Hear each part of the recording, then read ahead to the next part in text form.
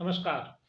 समय संवाद में आपका स्वागत है। मैं हूं सर्वेश कुमार सिंह। बहुजन समाज पार्टी की नेता बहन मायावती जी ने अभी एक बयान दिया है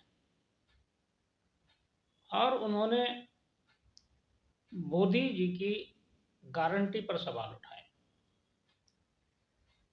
मायावती जी ने कहा है कि मोदी जी की गारंटी की बहुत चर्चा हो रही है, लेकिन ये गारंटी तब तक बेमानी है, इसका कोई अर्थ नहीं है जब तक देश में बेरोजगारी बरकरार है।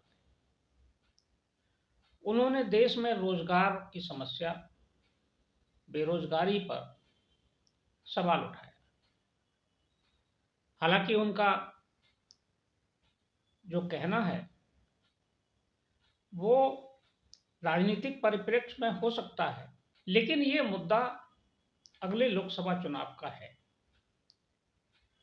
क्योंकि विपक्ष विशेष रूप से राहुल गांधी, कांग्रेस और अखिलेश यादव भी बेरोजगारी और महंगाई के मुद्दों को उठाते रहे। इसी मुद्दे पर अब मायावती ने भी अपना पक्ष जाहिर किया है और उन्होंने केवल मोदी जी की गारंटी का ही सवाल नहीं उठाया है, उन्होंने बेरोजगारी के लिए कांग्रेस को भी लपेटा है। उन्होंने कांग्रेस की नीतियों पर भी और कांग्रेस के लंबे कार्यकाल को भी आलोचना की है और भारतीय जनता पार्टी की भी आलोचना की।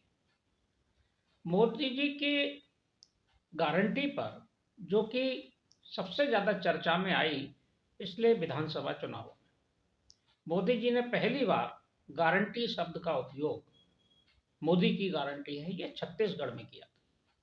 छत्तीसगढ़ के विधानसभा चुनाव में प्रचार के दौरान मोदी जी ने गारंटी दी थी और वो गारंटी फिर मध्य प्रदेश, राजस्थान के चुनावों में भी चर्चा में आई और मोदी जी ने बोला भी और गारंटी चली भी। चुनाव परिणाम भारतीय जनता पार्टी के पक्ष में आए। उसी गारंटी पर मायावती जी ने सवाल उठाए।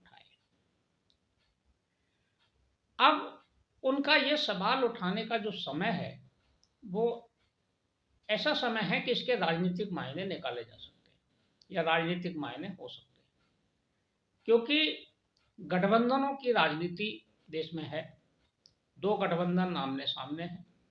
मायावती जी अभी किसी भी गठबंधन में नहीं है, लेकिन उनके सवाल उठाने के बाद ये कयास लगने लगे हैं कि क्या मायावती जी ने प्रधानमंत्री की आलोचना करके, उनकी नीतियों की आलोचना करके उन्होंने ये संकेत दिया है कि इंडिया गठबंधन से उनकी कुछ निकटता हो सकती है।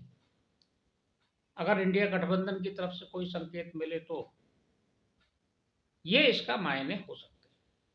हालांकि उन्होंने जब बात की, गारंटी की, तो कांग्रेस की भी आलोचना की थी और कांग्रेस की आलोचना वो पहले भी करती रही। लेकिन राजनीति में कुछ भी संभव है। मायावती जी की जो पार्टी है उसके जब गठन हुआ तो सबसे पहले उनका जो तालमेल था बहुजन समाज पार्टी का, काशीराम जी अध्यक्ष थे, तो समाजवादी पार्टी के साथ हुआ था, मिलकर सरकार बनाई थी 1993 में। लेकिन फिर समाजवादी पार्टी से 36 का आंकड़ा हुआ। बहुजन समाज पार्टी भारतीय जनता पार्टी से मिली, भारतीय जनता पार्टी के साथ मिलकर 3 बार सरकार बनाई और चौथी बार अकेले मुख्यमंत्री बनी, अपने दम पर जीत कर आई। और उसके बाद फिर एक बार बहुजन समाज पार्टी से समझौता हो गया 2019 के चुनाव में। तो कुछ भी संभव है। ये भी हो सकता है कि वो कांग्रेस से तालमेल कर ले, या ये संकेत भारतीय जनता पार्टी के लिए भी हो सकता है कि वो उनसे बात करें।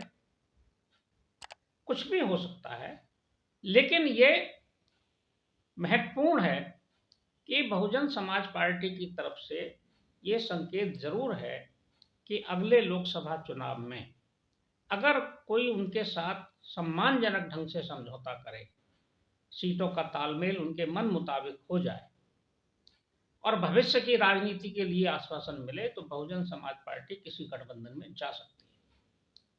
और अगर बहुजन समाज पार्टी किसी गठबंधन में जाएगी तो राजनीति की दिशा बदलेगी जरूर, राजनीति को वे प्रभावित जरूर करेंगे, क्योंकि उनका एक अपना निश्चित वोट बैंक है। ये वोट बैंक उनके साथ जुड़ा है, जिधर जाएंगी उधर वोट जुड़ेगा और लोकसभा चुनाव में कम से कम उत्तर प्रदेश में प्रभावकारी होगा। हालांकि दूसरे राज्यों में भी बहुजन समाज पार्टी का 1.5 से 2% वोट है, लेकिन उत्तर प्रदेश में माना जाता है कि 13 या 14% तक उनका वोट हो सकता है जो उनके साथ जाए।